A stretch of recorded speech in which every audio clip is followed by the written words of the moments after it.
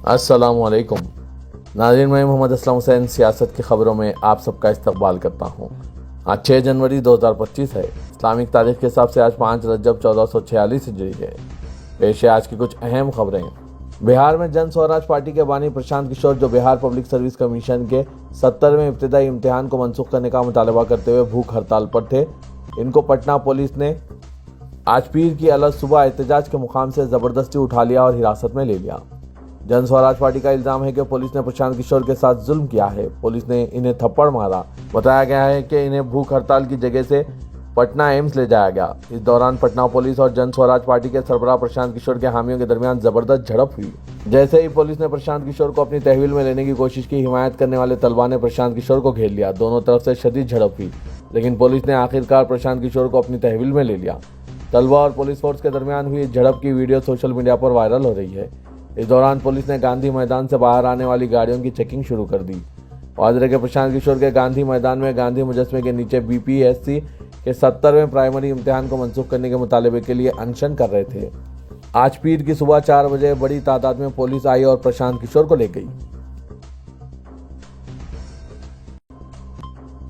खराब मौसम और सर्दी की लहर के हालात ने आज पीर की अव्वलीन सातों में कौमी दारकूमत दिल्ली को अपनी लपेट में ले लिया, जिसके साथ ही दर्जे हरारत में कमी और ठंडी हवाएं चलने लगी। हिंदुस्तान के महकमा मौसमियात के आदाद शुमार के मुताबिक दिल्ली में आज पीर की सुबह 5:30 बजे दर्जे हरारत 11 डिग्री सेल्सियस रिकॉर्ड किया गया। महकमा मौसमियात ने दिन के लिए कम से कम दर्जे हरारत 11 डिग्री सेल्सियस रहने की पेशगोई की है, जबकि ज़्यादा से ज़्यादा दर्जे हरारत 18 डिग्री सेल्सियस के आसपास रहने का इम्कान है। ताहम IMD ने आज पीर के रोज शहर के लिए आमतौर पर अबर आलूद आसमान के साथ हल्की बारिश की भी पेशगोई की है। भारतीय जनता पार्टी लीडर रमेश भदौड़ी ने पार्लियामेंट में मुस्लिम रुकने पार्लियामेंट कुंवर दानिश अली और मुसलमानों को गाली गलौज करने के बाद अब दिल्ली में असेंबली इंतखाबात से कबल एक बार फिर बदजुबानी करते हुए प्रियंका गांधी को निशाना बनाया, जिस पर कांग्रेस ने सख्त रद्दअमल का इजहार करते हुए इसको बीजेपी और RSS की ख़वातीन मुखालिफ ज़हनियत और तरबियत का गुमास करार दिया। रमेश भदौड़ी ने प्रियंका गांधी पर तबसरा करते हुए कहा कि अगर वो दिल्ली की वज़ीर आला आतिशी के खिलाफ जीत गए तो काका जी में प्रियंका गांधी के गाल की तरह सड़कें बनाई जाएगी। रमेश भदौड़ी की इस बदजुबानी पर कांग्रेस लीडर सुप्रिया शरण ने सख्त हमला करते हुए इसको शर्मनाक और बीजेपी को ख़वातीन मुखालिफ ज़हनियत रखने वालों की आम जगह करार दिया। उन्होंने कहा कि जिस शख्स ने पार्लियामेंट में अपने साथी रुकने पार्लियामेंट के साथ गाली गलौज की लेकिन इसे सज़ा नहीं दी गई, इससे कुछ भी उम्मीद नहीं की जा सकती। ये बीजेपी का असली चेहरा है। उन्होंने बीजेपी के ख़वातीन लीडरों और वज़ीर-ए-आज़म मोदी और JP नड्डा से सवाल किया कि वो इस पर कुछ बोलेंगे या फिर खामोश तमाशा बनकर देखेंगे। सुप्रिया शरण ने मज़ीद कहा कि इस तरह की ज़बान खुद वज़ीर-ए-आज़म नरेंद्र मोदी इस्तेमाल करते हैं, इसलिए इनके लोग भी इसी तरह की ज़बान का इस्तेमाल कर रहे हैं। उन्होंने इस पर माफ़ी मांगने का मुतालबा किया। कांग्रेस लीडर अलका लांबा और पार्टी की दीगर ख़वातीन लीडरों ने भी रमेश भदौड़ी की बदजुबानी पर इन्हें सख्त तनकीद का निशाना बनाया। दिल्ली असेंबली इंतखाबात के हवाले से काकाजी असेंबली सीट से बीजेपी के उम्मीदवार रमेश भदौड़ी कांग्रेस जनरल सेक्रेटरी और रुकने पार्लियामेंट प्रियंका गांधी पर मुतनाज़ा बयान देकर मुश्किल में पड़ गए। तनकीद के बाद भदौड़ी ने माफ़ी भी मांगी, लेकिन इनके सख्त अल्फाज नहीं रुके। प्रियंका गांधी के हवाले से बयान के चंद घंटे बाद ही उन्होंने दिल्ली के वज़ीर आला आतिशी को निशाना बनाया, जिसने एक बार फिर तनाज़े को जन्म दे दिया। आतिशी को निशाना बनाते हुए भदौड़ी ने कहा कि आतिशी ने अपने वालिद को बदल दिया। रोहिणी में बीजेपी की परिवर्तन रैली से खिताब करते हुए भदौड़ी ने कहा कि आतिशी ने अपना खानदानी नाम मालेना से बदलकर सिंह कर लिया है। काकाजी सीट से मौजूदा MLA आतिशी ने कुछ अरसा कबल अपना खानदानी नाम हटा दिया था। वो मालेना से सिंह बनी, जो उर्फ पहले आतिशी इस्तेमाल करते थे। इसने अपना नाम बदल लिया। भदौड़ी ने इल्ज़ाम लगाया केजरीवाल ने अपने बच्चों पर कसम खाई थी कि वो बदउनवान कांग्रेस के साथ नहीं जाएंगे, और अब मालेना ने अपने वालिद को बदल दिया। पहले वो मालेना थी, अब क्या बन गई है। आम आदमी पार्टी के कौमी कन्वीनर अरविंद केजरीवाल ने सोशल मीडिया प्लेटफॉर्म X पर एक पोस्ट में इन तबसरों पर सख्त रद्दअमल का इजहार किया। उन्होंने कहा कि बीजेपी लीडरों ने बेशर्मी की तमाम हदें पार कर दी है। बीजेपी लीडर दिल्ली के वज़ीर आला आतिशी जी को गाली दे रहे हैं। दिल्ली के लोग एक खातून वज़ीर आला की तौहीन बर्दाश्त नहीं करेंगे। दिल्ली की तमाम ख़वातीन इसको बर्दाश्त नहीं करेंगे और आपसे बदला लेंगे।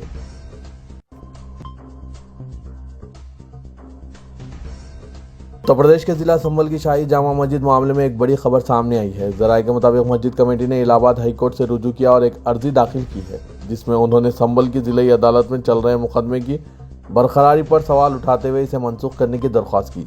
वाज़ेह कि यह दरख्वास्त सुप्रीम कोर्ट की हिदायत पर दायर की गई है। मस्जिद कमेटी ने अपनी दरख्वास्त में मुतालबा किया है कि जिले अदालत में चल रहे केस की समाअत पर रोक लगाई जाए। इसके साथ ही कमेटी ने यह भी अपील की है कि एडवोकेट कमिश्नर की सर्वे रिपोर्ट को आम न किया जाए और न ही निचली अदालत के सर्वे ऑर्डर के अमल पर कोई कार्रवाई की जाए।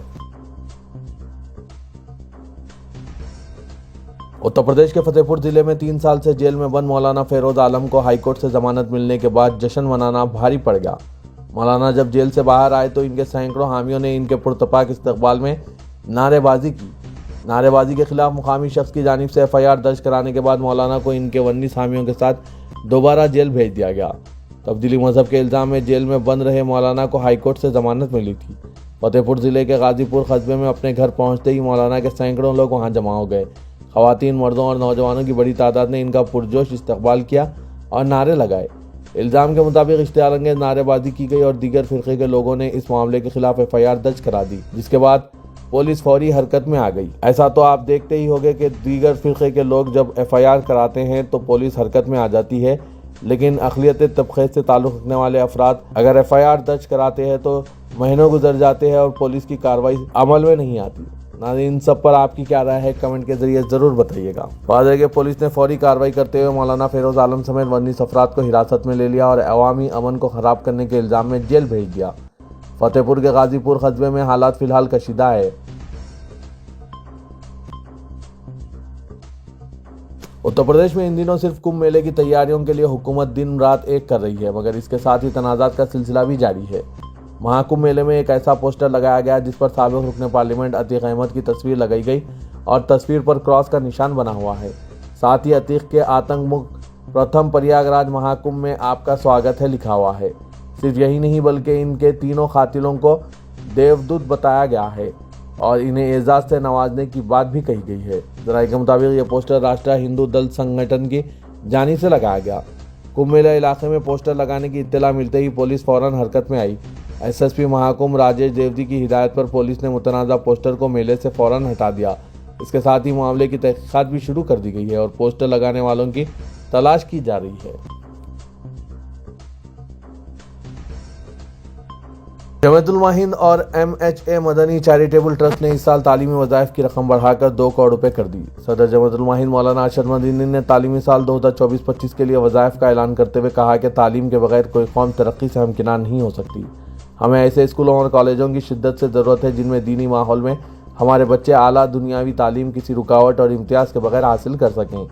इंजीनियरिंग, मेडिकल, सहाफ़त और तालीम के दीगर शोबों समेत किसी भी टेक्निकी और पेशेवराना कोर्सेज में ज़ेर तालीम माली तौर पर कमज़ोर तलबा के लिए स्कॉलरशिप का ऐलान करते हुए सदर जमातुल मुहिद्दीन ने कहा कि हमारी इस अदनी सी कोशिश से बहुत से ऐसे ज़हीन और मेहनती बच्चों का मुस्तकबिल किसी हद तक संवर सकता है जिन्हें माली परेशानियों की वजह से अपने तालीमी सिलसिले को जारी रखने में सख्त दुश्वारियों का सामना करना पड़ रहा है।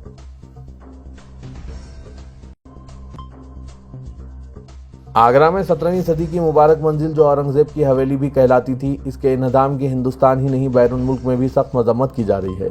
स्कॉटलैंड के मौरिक विलियम डैलेरिम्पल ने इसे हिंदुस्तान की अपनी विरासत के तय खौफनाक लापरवाही करार देते हुए कहा कि यही वजह है कि बेहतरीन सकाफती विरसे का मालिक होने के बावजूद हिंदुस्तान गैर मुल्की सयाहों को अपनी तरफ राग़िब नहीं कर पाता। आगरा के लोहे के पुल के करीब वाक़ मुबारक मंजिल को औरंगजेब ने 17वीं सदी में समोगढ़ की जंग में फतेह के बाद बनवाया था। बरतानवी दौर में कस्टम हाउस में तब्दील कर दिया गया था। इसकी तारीखी हैसियत के पेश नज़र अभी चंद माह कबल सितंबर 2024 में ही इस हवेली को महकूमा आसार ख़दीमा ने महफूज विरसा करार देने के लिए नोटिस जारी किया था और एतराज़ात तलब किए थे। हवेली को महफूज करने के लिए 2 हफ्ते कबल लखनऊ से आए अफसरान ने इसका जायज़ा भी लिया, मगर इससे कबल के कोई पेशरफ्त होती निजी बिल्डर ने इस पर बुलडोज़र चला दिया। दरअसल ये हवेली जिस ज़मीन पर है इसके मालिकाना हुकूक आंजानी उमेश खंडेलवाल के पास थे, जिसे इनके बेटे अमित खंडेलवाल ने विकास जैन नामी बिल्डर को फरोख्त कर दिया। बिल्डर ने तामीराती काम के लिए बुलडोज़र चला दिया। गुज़िश्ता रोज़ जिला मजिस्ट्रेट के हुक्म पर बुलडोज़र कार्रवाई रोके जाने तक मुकामी अफराद के मुताबिक 70% हवेली मलबे में तब्दील हो चुकी है। मुबारक मंजिल अकेली नहीं, आगरा में 4 महीनों में मुगलिया दौर की 4 तारीखी इमारतें तबाह कर दी गई है।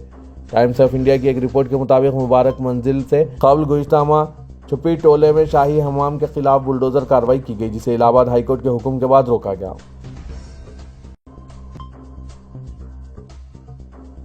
तेलंगाना के वज़ीर आला रेवंत रेड्डी ने हुकूमत के 1 साल की तकमील पर अवामी नुमाइंदों के बारे में अवाम की राय जानने के लिए सर्वे का एहतराम करते हुए पार्टी अरकान असेंबली में हलचल पैदा कर दी।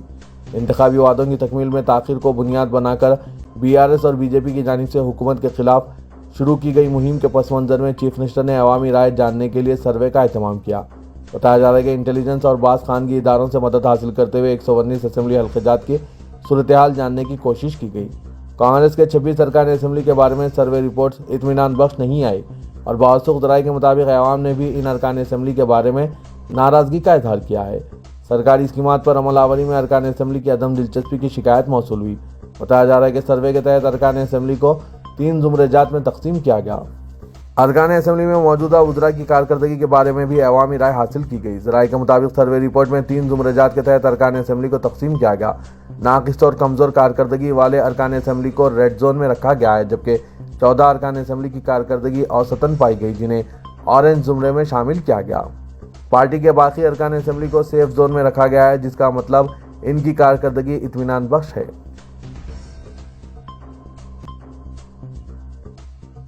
शहर हैदराबाद के नवाही इलाके मादापुर में हैदरा की जानिब से बड़े पैमाने पर कार्रवाई का आगाज़ करते हुए अयप्पा सोसाइटी में ज़ेर तामीर 5 मंजिला इमारत को मुनज़्ज़म करने का आगाज़ कर दिया गया। सोसाइटी में ज़ेर तामीर इस इमारत को तेलंगाना हाईकोर्ट की जानिब से गैर मिजाज तामीर करार देते हुए इसे मुनज़्ज़म करने की हिदायत दी थी और मजलिस बल्दिया अजीम तर हैदराबाद की जानिब से बिल्डर को इस सिलसिले में मुतअद्दिद नोटिसों की इजराई अमल में लाई गई थी, लेकिन इसके बावजूद कोई कार्रवाई नहीं की गई। कमिश्नर हैदरा AV रंगानाथ ने खानामेट में मौजूद 684 मुरब्बा गज पर मुहित इस 5 मंजिला इमारत के मुतालिक शिकायत और बिल्डर्स को जारी करदा नोटिसों का जायजा लेने के बाद अयप्पा सोसाइटी की इस इमारत के इंतजाम के लिए भारी मशीनों की तैनाती के जरिए बड़े पैमाने पर कार्रवाई का आगाज कर दिया। पुलिस राम गोपाल पेट ने फिल्म स्टार अल्लू अर्जुन को नोटिस जारी करते हुए किम्स अस्पताल में जेरे इलाज श्री तेजा की इयादत से रोक दिया। फिल्म स्टार अल्लू अर्जुन की जानिब से अस्पताल पहुंचकर जख्मी लड़के की इयादत की इत्तला मिलते ही पुलिस राम गोपाल पेट अल्लू अर्जुन की क़यामगाह पहुंची और इन्हें नोटिस हवाले कर दिया। बताया जा रहा है कि अल्लू अर्जुन सो रहे थे, लिहाजा पुलिस ने इनके मैनेजर मूर्ति को नोटिस हवाले की।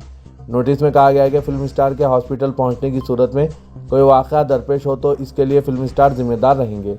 वाज़ेह के 4 दिसंबर को फिल्म पुष्पा 2 के प्रीमियर शो के मौके पर भगदड़ के वाक़े में एक खातून की मौत वाक़ हुई थी, जबकि इनका लड़का श्री तेजा शदीद तौर पर जख्मी हो गया, जिसका किम्स अस्पताल में इलाज जारी है। अल्लू अर्जुन ने साबिक में भी अस्पताल जाने की कोशिश की थी, लेकिन इनके वकील ने मुकदमे के पेश नज़र रोक दिया था।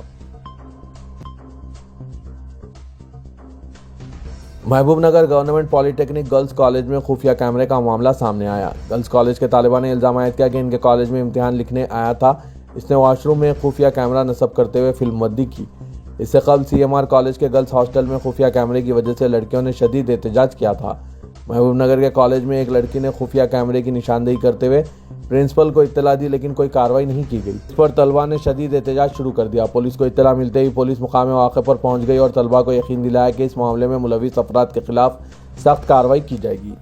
पुलिस ने शक की बुनियाद पर एक शख्स को गिरफ्तार कर लिया जो तलबा ने इत्तला दी थी, इसके मुताबिक कार्रवाई की गई।